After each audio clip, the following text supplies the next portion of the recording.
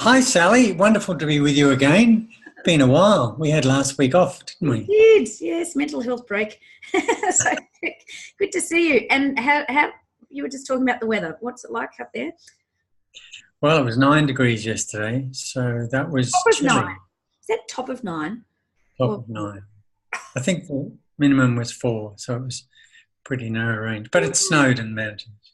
well, That's, you know it's cold down here because I've actually got long leggings on today instead of my short shorts.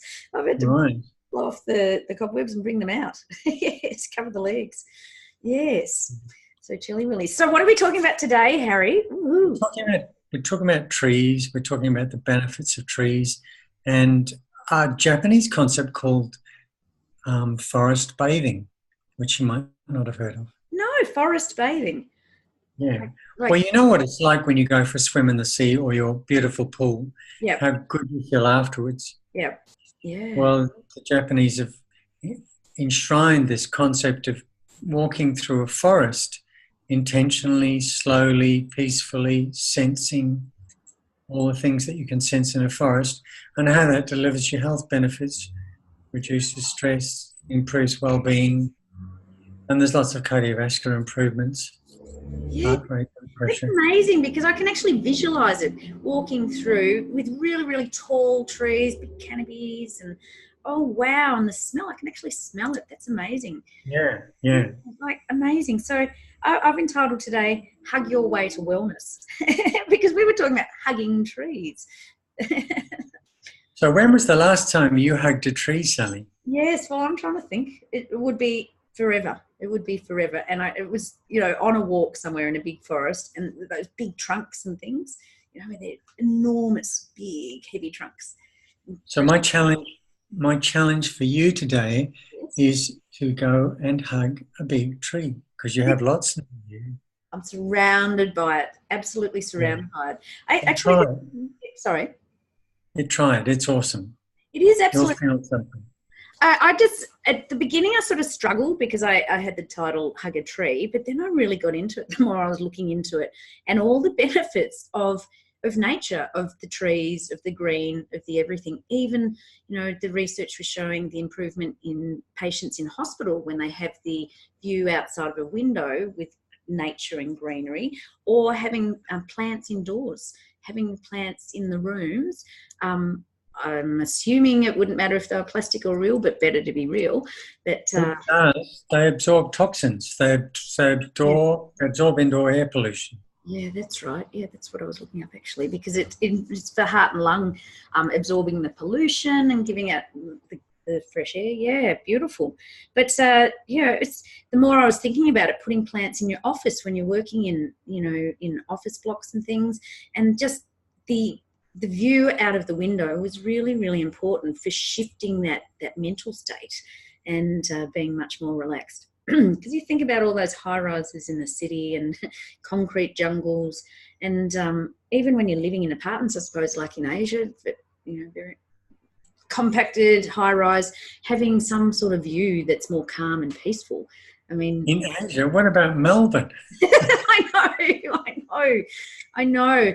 I used to work in the city there in banking, and it wouldn't matter if it was 40 degrees or 4 degrees. It was all just dark and gloomy, no sunlight really. It was Yeah, yeah, cold, windy, yeah, and dull. And Melbourne's renowned for black and grey. That's that's our sort of armour, if you like, and it suits the yeah. mood. Mm, So does. yeah, it was. There were lots and lots of benefits of the whole seeing nature, being part of it, being out in it, social benefits, psychological benefits, ecological benefits. It even just alleviates headaches, depression, reaction times, decreases ADHD, concentration improves, all that sort of stuff by being around in nature. Going for a walk through a park, that's another good thing that we've often suggested is during your lunch break, just getting out, going for a walk. Melbourne is blessed with lots of parks in the city that you can just get out and walk through, and just that smell, when you're out in the forest though, how amazing is that, where it's just Mm. pure clean oxygen and there's silence except for the birds, whatever. It's just I love it because the picture behind your head is bringing it on. Yes. Yeah, and living in Australia, we get the smell of the eucalypts, which is stunning. Oh, after a rainy session, and you can really just, oh, it's beautiful. Absolutely. Well, well, the smell of a summer day is always, you smell the eucalypt. Yes, yeah. Oh, bring it on. After we were just talking about snow, that's yeah, very good. Yeah, so what have I got? Oh, you heal faster as well. They found that in patients in hospital, they healed faster, they felt better, and they required less pain medication. And that was just looking out of the window to a view over nature or having some trees in the room. So it lowers your blood pressure, decreases your anxiety and fatigue as well, and overall just a lot happier. It's amazing just putting a few Yeah. plants in a room, but how it can help. There are some interesting studies done in the US, in Chicago and other places, but they all have the same result. That if you increase tree cover by 10%, you reduce violence, you reduce drug taking and robberies by 10%. That was incredible. I read that stat too. Not associated with parks, but just with trees. And they adjusted for socioeconomics. So it wasn't just trees in poorer areas, it was the trees. Yeah, I found that was amazing. So I think that was studied with high-rise, dense population in those high-rise blocks, and those that had the views of nature just themselves out of their windows, as opposed to like concrete jungle or just other apartments. It decreased the violence or their wanting to be violent. They wanted to reason more around the conflict as opposed to just instantly act with violence. That blew me away. Absolutely blew me away. There was a Japanese study that showed that when people walked through a park with trees, they became more social, they became more caring, more empathetic. Wow. So these are experiments about people dropping gloves on the ground. Yeah. And if it was away from trees, people didn't tend to pick them up. But if there were trees around, strangers would tend to pick them up and give them back to the person who dropped the glove. Wow. Wow. I mean, and just think of the levels of pollution these days and how much the trees are helping the environment. The poor old things, what they're absorbing in, it's just awful, isn't it? Just, yeah. I'm on the corner of two very busy roads, and there's a lot of pollution and dust, and it's awful. But the trees on the corner are very grey coloured, and they don't look healthy, and I just feel for them. But they're literally saving lives. Saving mine. There's those that don't connect to nature. There's a disorder termed nature deficit disorder. Have you heard of that? And that's, no, I haven't. No interest. In this modern day and age, modern humans have become disconnected from nature just through our daily activities and whatever. And this disconnect has had negative consequences in terms of mental and physical health. So it's nature deficit disorder. Interesting. Yeah. So there's been some awesome books written on this topic. Yeah. The one that I remember from my teenage years at uni was a book called The Secret Life of Plants by Peter Tompkins and Christopher Bird. And they did some experiments with plants where they put the plant in front of a speaker and then played rock and roll music, and the plant would grow away from the speaker.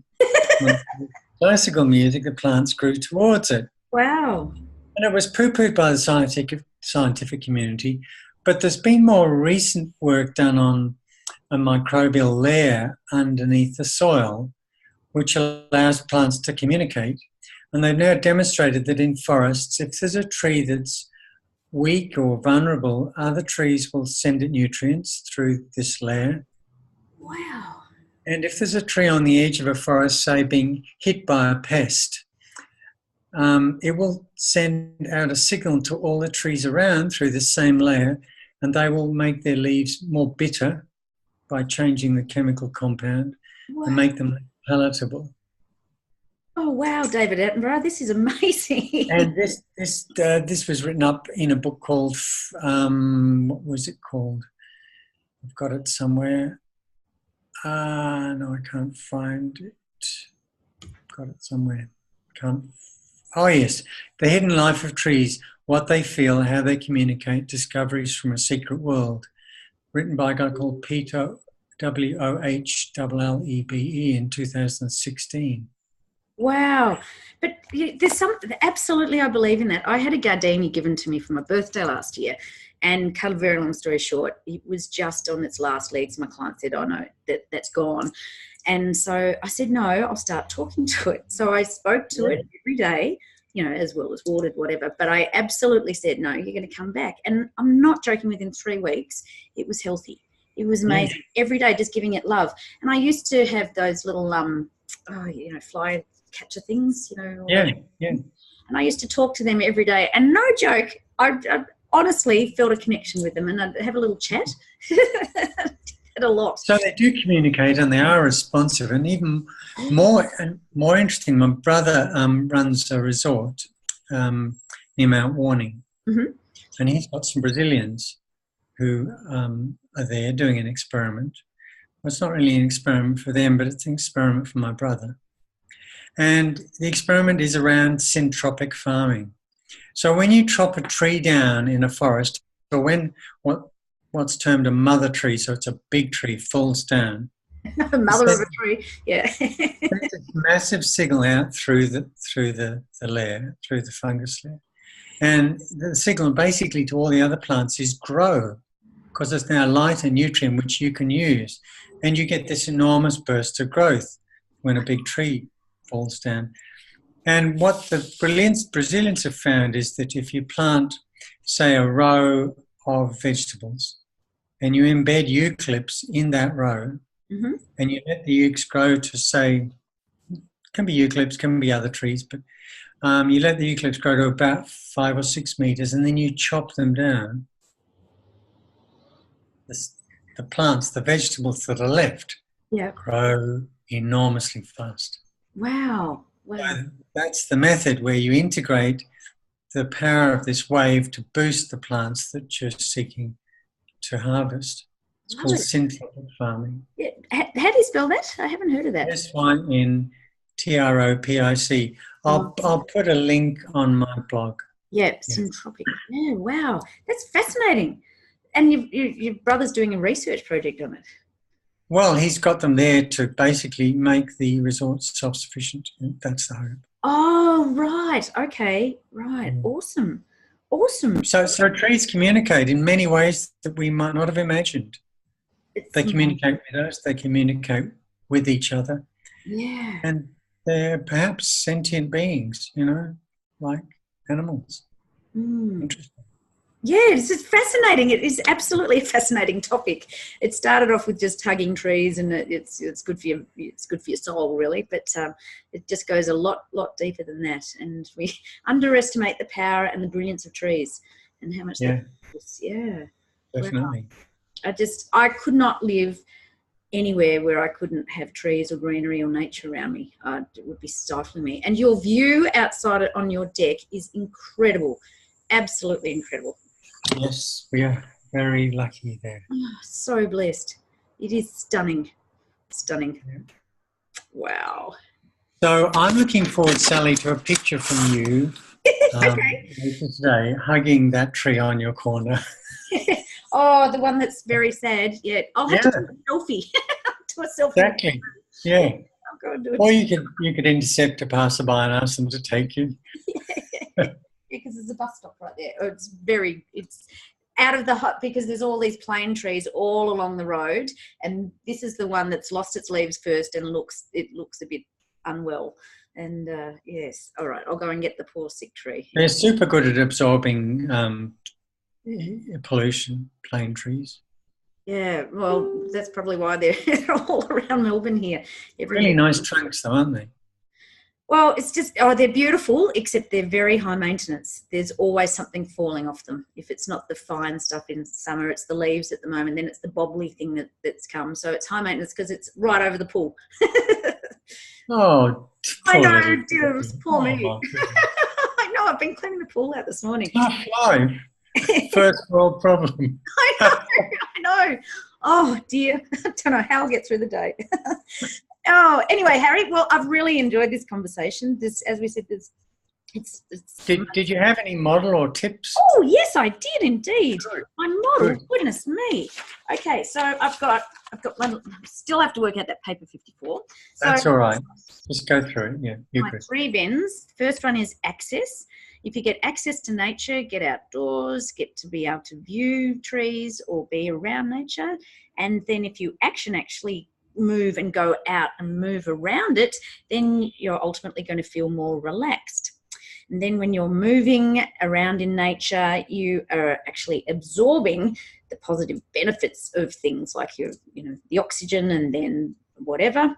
The absorption of the benefits, then you will have a remedy which will reduce your stress, quieten your mind, decrease your anxiety and depression, and even your headaches. And then finally, if you've got access to nature and you're absorbing all the benefits, you're able to reconnect to yourself, to get clear and grounded with your breath as you're hugging a tree, and ultimately you feel infinitely better. So there you go. So if you can just send me a pic of that. Yep, for That'd be sure. good. I didn't do one this week. I'll do that right now. And did you have your 3 tips? Or basically, I suppose, make sure you have access to nature. Yeah. Well, you can do access, action. I actually do, getting out there and absorbing all the benefits. But I also said put a plant in your office or have a view of nature somewhere around you. Spend time lying under a tree or giving it a hug, so you're actually just chilling out. And 3 was walk in nature, so that you're active and then you're doing it often and you're just absorbing the benefits as well as calming the mind. Yeah, sounds good. Yes. Awesome.